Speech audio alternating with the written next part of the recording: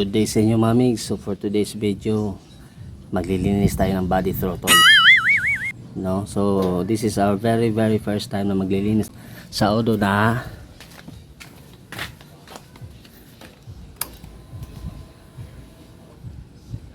yun 76,400. So first thing first, tanggalin natin lahat ng fairings, no? Including the top ones, tapos yung sidings niya, no? Lahat ng fairings mga mix, no? Also ito tatanggalin din natin to, except for this. So hindi natin to kailangan tanggalin. Yung airbox niya mismo kailangan din natin tanggalin yan.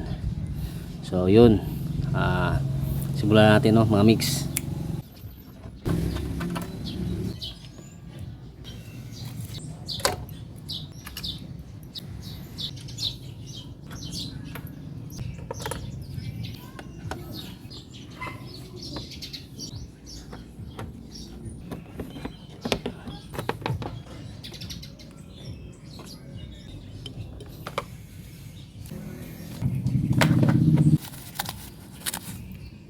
So itong side lang itong tatanggalin ko mga maze, no. Kasi karang hindi ako maano sa pagdukot ng TPS sensor. Yung socket niya hindi ako mahirapan. Yung kabila kahit hindi pwede na. So may screw to sa loob, no. Tinanggal ko na. Ayan. Yan yung screw. So natin yung buong air filter box niya mga mix. Yan. Luluwagan nyo lang yung mga mix to para mahukot. So para matanggal natin yung air filter box nya mga mix, no, mas madali pag ito yung mismong base nya tatanggalin natin, no, yung connecta talaga sa crankcase. Unclip nyo lang yung circuit nya, yung lock, yun, and then hugot.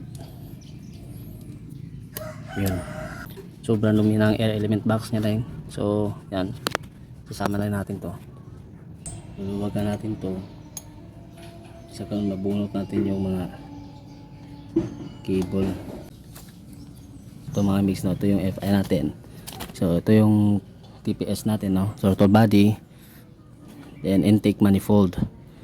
Ito nakikita nyo puti na to, at saka itong maliit na to sa bahagi ng puti, yan, pag napapansin nyo. Tapos push nyo siya, no, pero daliri yung daliri yung gagamitin ko, no. Alin natin yung socket ng TPS ng mga mix, no. So push nyo to, itong lock na to, ayan, tala hugot mga mix.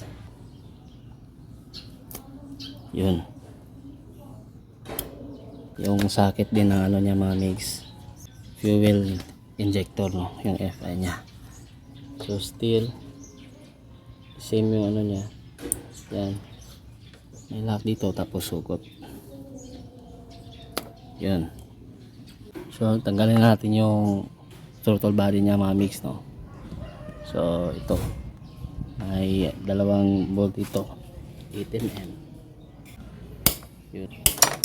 So mas mainam dito nyo siya tanggalin, tapos ihuli nyo yung intake manifold nang sa ganun ay matanggal nyo talaga siya, no.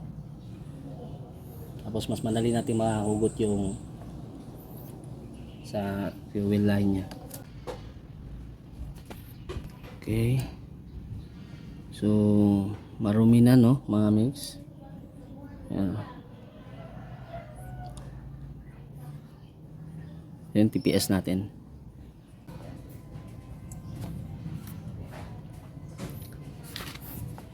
Pag may lumabas na kunting gasolina, normal lang yan mga mix. Yan, something na magka-cover sa kanya mga mix, no, para di siya mapasokan ng dumi.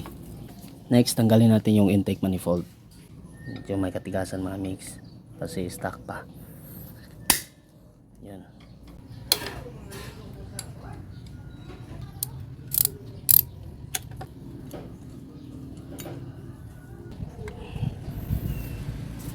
Yan, intake manifold niya mga mix. Yan, basahan lang mga mix. Pag maayos pa naman yung rubber niya, pwede nyo na dito tanggalin, no. Anyway, pag maglilinis kayo mga mix, tapos may mga o-rings, huwag nyo isasama na ipanglinis ipanglilinis nyo, huwag nyo isama na yung mga o-rings kasi mag-i-expand yan mga mix, no, masisira. Yan. Punas-punas lang, since masyado naman siyang intact, hindi ko na siya gagalawin. Tatanggalin natin yung FI nya or fuel injector nya from intake manifold kasi hindi natin lilinisan ito mga mix, no. Hindi ako naglilinis ng mga mix FI kasi meron naman tayong normal cleaning system nito, no, gawa ng pag release niya ng gasolina. So bali yun na yung tayo, tapos gumagamit tayo ng carbon cleaner, so okay na to mga mix, no. Yung lang nililinisan na dito yung intake manifold nya, tapos itong throttle body. So tanggalin natin to. Bago natin tanggalin, balutan natin ng daluyan ng fuel para di pumasok talaga sa injector. Yun. Then after natin matanggal na to, babalutin na natin yung mismong streamer nya, no. Yung ayan, yung injector nya. Kung makikita nyo yan. Okay. Tanggal na natin yung bolt dito, no. Tanggalin natin siya. Yung o-ring nya dito, yun. So marumi na nga rin yan, lang. So nalinisan natin yung nya. Kung makikita nyo, meron siyang 6 na butas mga mix, no. Ayan, 6 yung butas niya, kaso hindi maano. Ayun, kita nyo ba? Yan yung niya mga mix, no, ng injector. So may sarili na siyang cleaning system, which is yung pagbuga niya ng fuel.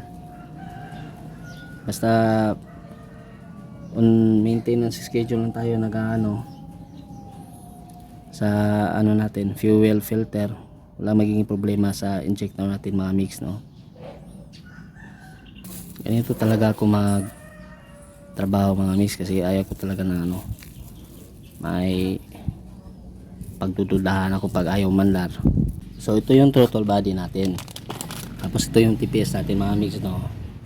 Usually yung ibang mekaniko hindi na tinatanggal to, pero tatanggalin ko to kasi i-check ko to kasi baka may na rin sa loob or may dumi. So anyway, meron naman tayong reserba pag may pagkaano. Pero papakita ko sa inyo mamaya, no. Gagawin din natin to ng video since nabaklas na rin ako kung paano kakalibrate to ng mga isne. So meron tayong TPS calibration, no, for the next video natin. So tatanggalin natin to, pero pwede nyo na rin hindi tanggalin to mga mix. So again, ito yung gagamitin ko, no. CVT-FI throttle body cleaner, no. So tinakpan ko lang yung brand nya, kayo nang bahala maghanap kung anong brand yung gusto nyo. Again mga mix, yung mga gasket nya huwag nyo isama, punasan nyo na lang para hindi siya expand. Mag-i-expand yan pag napasama nyo ng tira ng mga mix, no. Something liquid spray na panglinis. Kahit napapansin nyo yung gasolina, diba nag-i-expand yung mga o-ring or oil seal. Grabe dumi mga mix, oh.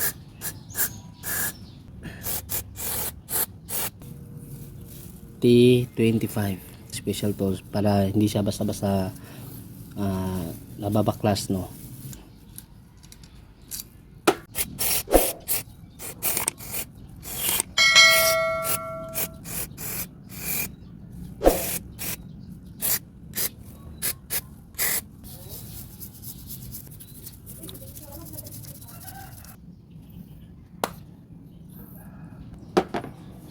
So ayan, tanggalan natin yung TPS.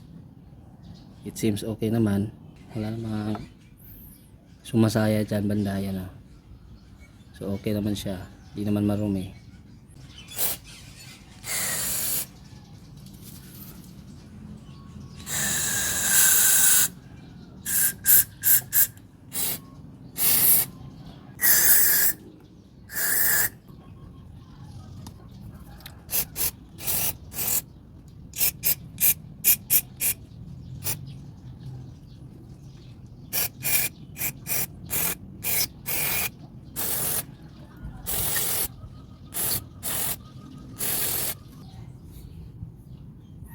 Grabe. Wala na rin to. Ito yung mga mix, oh.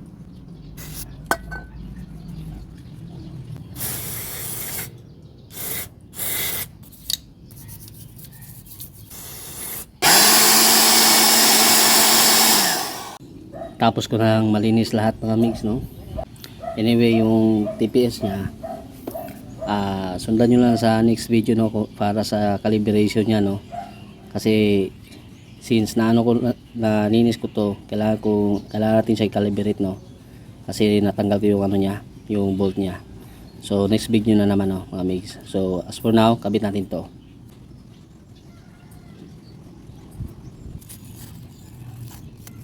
So nakabit na natin yung FI nya. So balik na natin yung intake manifold doon mga mix, no. Tapos yung fuel line nya.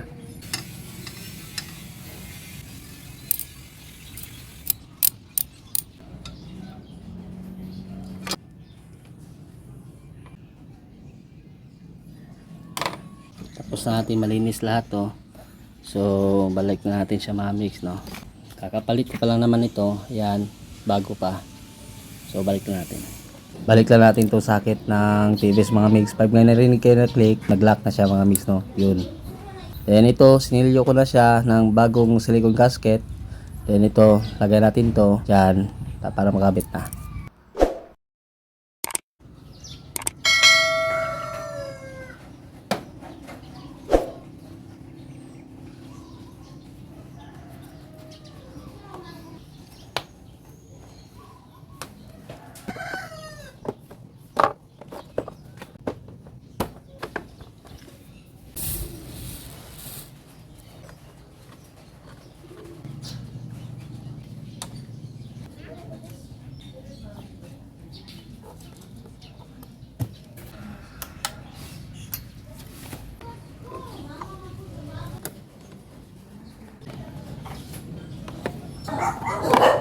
Okay, so moment of truth mga migs.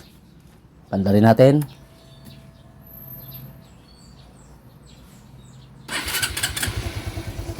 Alright. Goods na goods. So, good yung minor nya. Good response. Very good mga migs.